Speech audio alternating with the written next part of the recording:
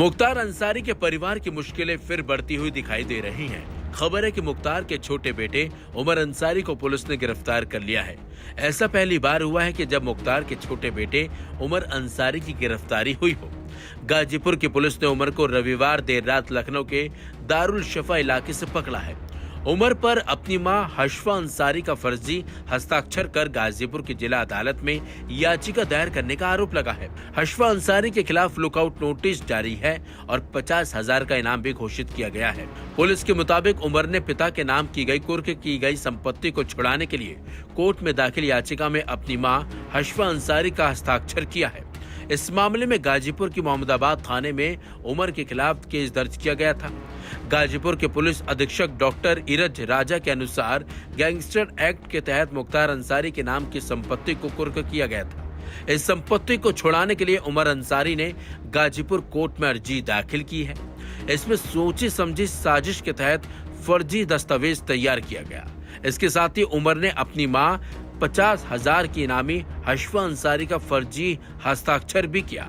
मामला संज्ञान में आने के बाद उसके खिलाफ मोहम्मदाबाद थाने में धोखाधड़ी समेत कई धाराओं में केस भी दर्ज किया गया। इसी मामले में मोहम्मदाबाद पुलिस ने उमर को गिरफ्तार कर अग्रिम कार्रवाई शुरू कर दी है। फर्जी हस्ताक्षर कर याचिका दायर करने के जिस मामले में उमर अंसारी को गिरफ्तार किया गया है, उसी FIR में अधिवक्ता लियाकत अली का भी नाम है।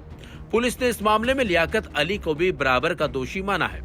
दोनों के खिलाफ दर्ज की गई FIR में लिखा है कि Aim right, achieve big. At KR Mangalam University, we provide you the platform to turn your dreams into reality.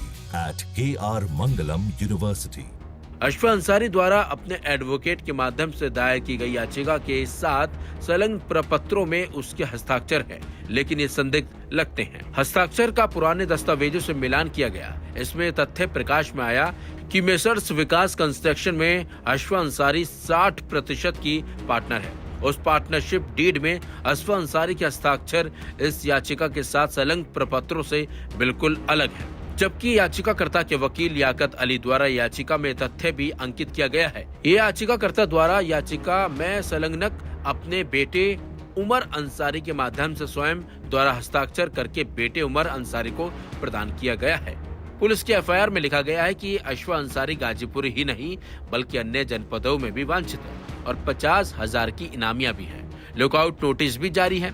ऐसी स्थिति में हशफा अंसारी द्वारा ऐसा जोखिम कतई मोल लेने की उम्मीद नहीं है। ऐसे में स्पष्ट है कि उमर अंसारी और उनके अधिवक्ता एडवोकेट लियाकत अली ने आपराधिक षड्यंत्र कर कुटरचित तरीके से भ्रमित करने और साथ ही अवैधानिक रूप से अनुचित लाभ प्रदान करने के उद्देश्य से हशफा अंसारी के फर्जी हस्ताक्षर करके याचिका दायर की गई है। इसी मामले में अब पुलिस ने उमर अंसारी को गिरफ्तार कर लिया है और आगे की कार्रवाई भी अब शुरू कर दी गई है।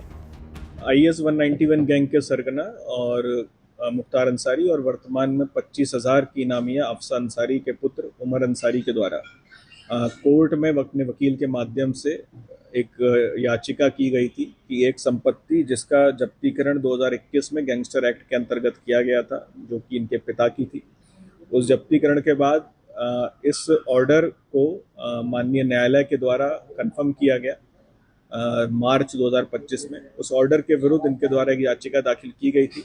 जब उस याचिका का गहनता से अवलोकन किया गया तब ये जानकारी हुई कि उसमें जो अफसा अंसारी के जो साइन है, जो कि वर्तमान में 50,000 की इनामियां हैं, उनके जो सिग्नेचर हैं वो फर्जी हैं। अब अन्य डॉक्यूमेंट्स उनका मिलान किया गया और क्योंकि अफसा अंसारी 50,000 की इनामियां भी वर्तमान में है, तो उसको फौरन हम लोग ने उसमें गहनता से उसमें काम करना शुरू किया। तो क्लियर उसमें हुआ कि इनके द्वारा भौतिक एवं आर्थिक लाभ लेने के उद्देश्य से ये इनके द्वारा किया गया था, ताकि क्योंकि उस प्रॉपर्टी की वैल्यूएशन बहुत है, लगभग 10 करोड़ के आसपास और लगभग 6-7 हज़ार गज के आसपास उसका एरिया है और शहर के बीचों बीच है।